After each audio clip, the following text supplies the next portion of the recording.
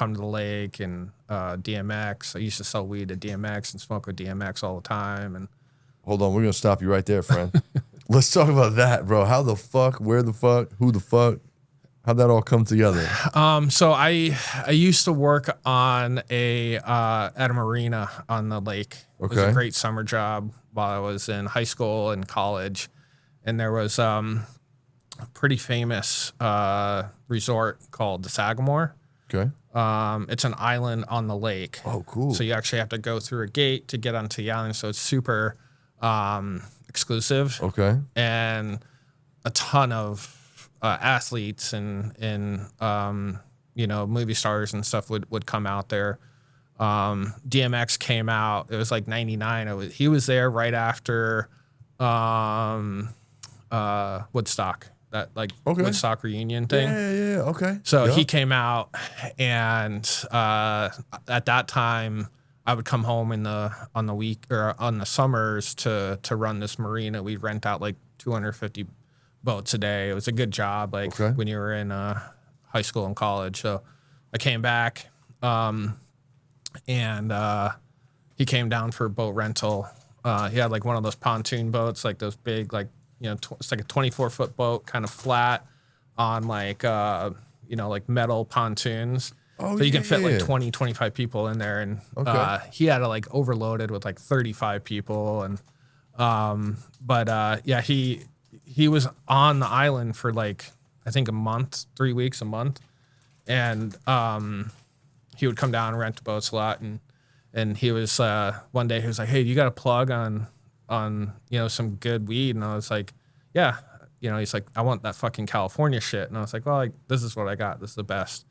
He was buying like a couple ounces every like 2 days because he had so many people with him. And but year after year, probably 4 or 5 years in a row, he would just keep coming back.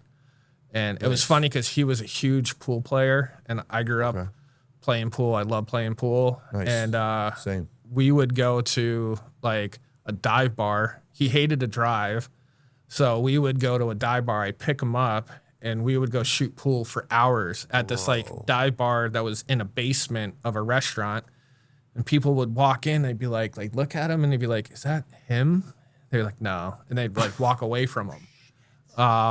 The cameras definitely made him look bigger. He was pretty short, Oh, no shit. Yeah. Okay. I'm 6'2", and he was like, at my shoulder. But we would just sit there, fucking shoot pool. That's fucking cool, smoke man. weed and for hours and hours and hours. And it happened for years and years. He kept on coming back, and what a fucking it's pretty funny. That's fucking dope, man.